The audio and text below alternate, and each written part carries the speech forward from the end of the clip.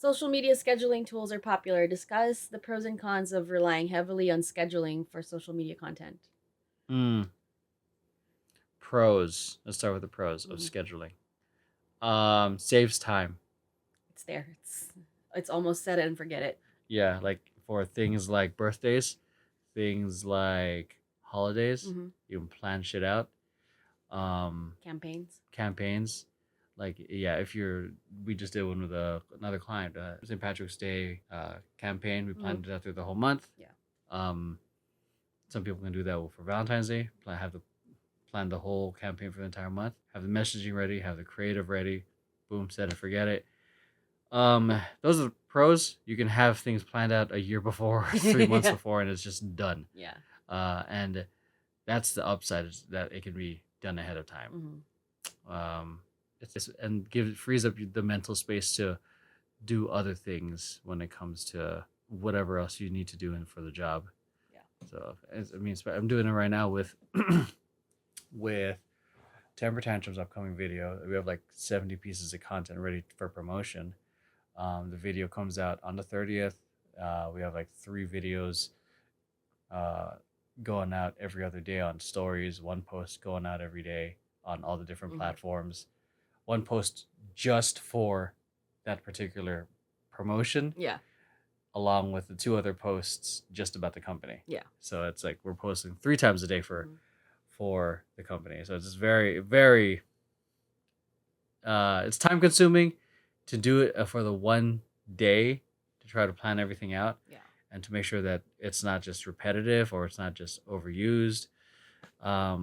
Yeah, those are my pros. Mm. Yeah. Like, yeah, like for, yeah, and just on my end, like you're just um scheduling it out. Like it is basically like set and forget it. For all the reasons that you mentioned. Um, but also the con of it, because it is set and forget it, sometimes things could change, and you like scheduled something from like a long time ago, and then you forget that you Mm. scheduled it. Mm-hmm. Because when COVID happened, um there were a bunch of posts that I had scheduled already for my old job, and Oh again, and like scheduled them months ahead, and man. again, because it was set it and forget it, I forgot. Oh And like, because I had to take care of a bunch of other things too, because like, when COVID happened, we were like scrambling, like, okay, I gotta got all these, like, like we haven't set up like remote desktop yet or whatever, but like I gotta get work done yeah. from home. So I'm like, crap, like I'm like transferring files to like a hard drive, and I'm like, well, yeah, I'm not like thinking about like everything else. So like a bunch of posts like went out, like maybe 2 posts went out that I didn't catch. And it was like one of them was, it was very insensitive, because it was like a bunch of kids going down a slide in our indoor playground that's not open at that point. And the other one was for a dance recital Oh that yeah. obviously got canceled. And like, obviously, the kids have been rehearsing for like 20 weeks. Oh man. So I'm just like, oh God, that was my, like, that was, I mean, it wasn't, that is a con. Like, I forgot about it. Like, it was, like, had COVID not happened, then yeah, like that post would have just went out, and then I would have gone on with my life. But also another con is that, like, I wouldn't say it's another con, but like sometimes, like, when it's, well, it depends on like how you're scheduling it too. Like it's also like a user thing. Like, um just if you end up just scheduling the exact same type of content, and then it uh does, like, you don't think it looks repetitive, because on the calendar it looks fine, but then you look at the feed, you're like, oh. mm. Yeah, because it's like, oh, you have all this content, you can schedule it now, but did you make other content to schedule with it?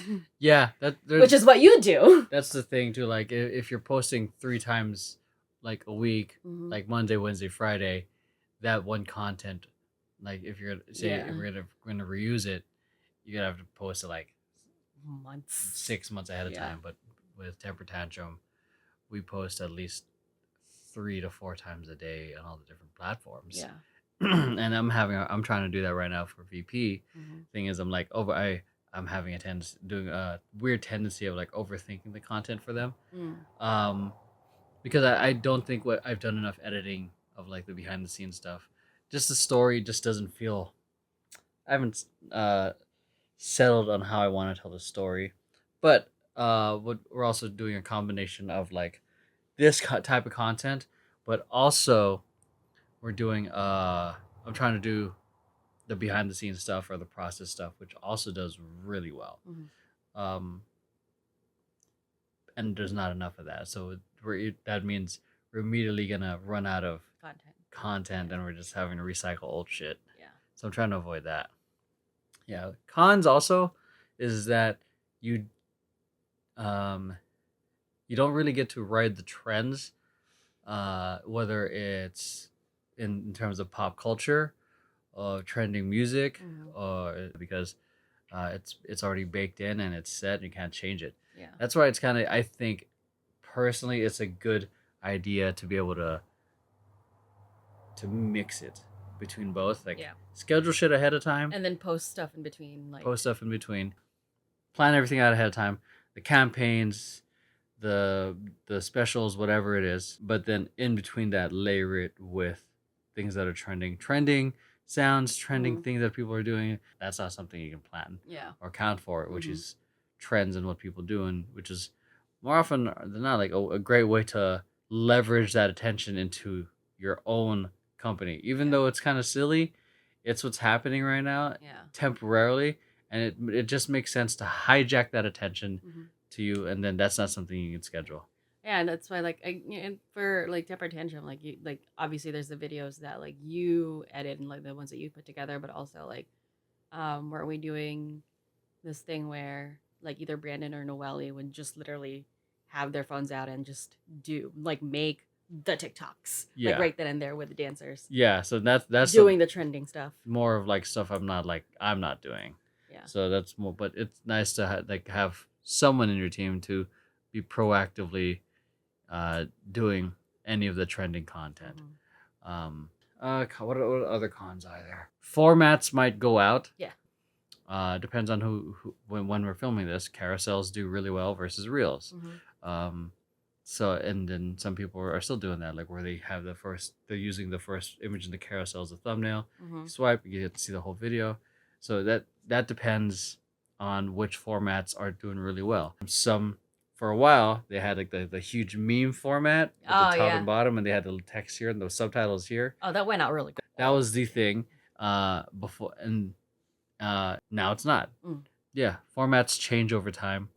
I would even say if you have content that's just been really good, like within the past year or even 2 years, if you go in your data, I'll put that in your greatest hits pile Mhm. or greatest hits like playlist, Yeah.